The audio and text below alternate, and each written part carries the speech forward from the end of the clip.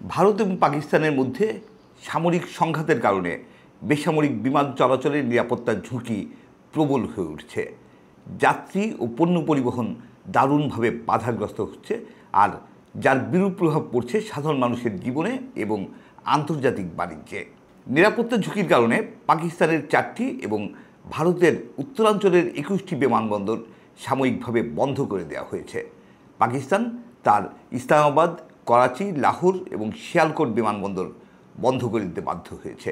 আর ভারত তার উত্তরাঞ্চলের জম্মু কাশ্মীর, পাঞ্জাব, হিমাচল, রাজস্থান এবং গুজরাট প্রদেশের 21টি বিমানবন্দর আগামী 10ই মে পর্যন্ত বন্ধ করে দিয়েছে।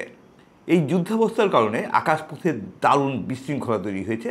বিভিন্ন এয়ারলাইন্স তাদের অনেক ফ্লাইট বাতিল করতে বাধ্য হচ্ছে তাদের নির্ধারিত রুট পরিবর্তন করতে, কারণ সবাই গুরুত্ব দিচ্ছে যাত্রীদের জীবনের নিরাপত্তার উপর। এই অবস্থায় আকাশপথে বিভিন্ন এয়ারলাইন্সের ফ্লাইটের দীর্ঘ সারি তৈরি হচ্ছে, যা বিমান পরিবহনে দারুণ চাপ সৃষ্টি করছে। বাণিজ্যিক ফ্লাইটগুলোর জন্য পুরো পরিবেশ হয়ে উঠছে গভীরভাবে ঝুঁকিপূর্ণ।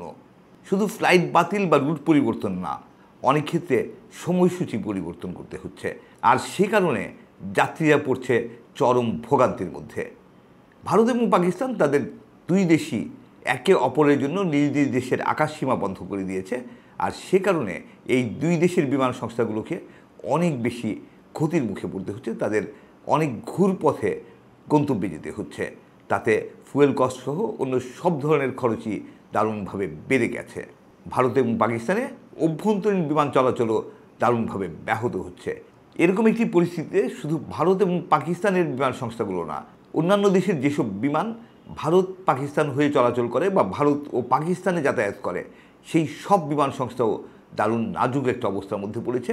তাদের পক্ষে অনেক ক্ষেত্রে ফ্লাইট পরিচালনা করাই কঠিন হয়ে পড়ছে, আর ফ্লাইট পরিচালনা করতে গিয়ে তাদের ব্যয় যাচ্ছে অনেক বেড়ে, যা তাদের দারুণভাবে লোকসানের দিকে ঠেলে দিচ্ছে।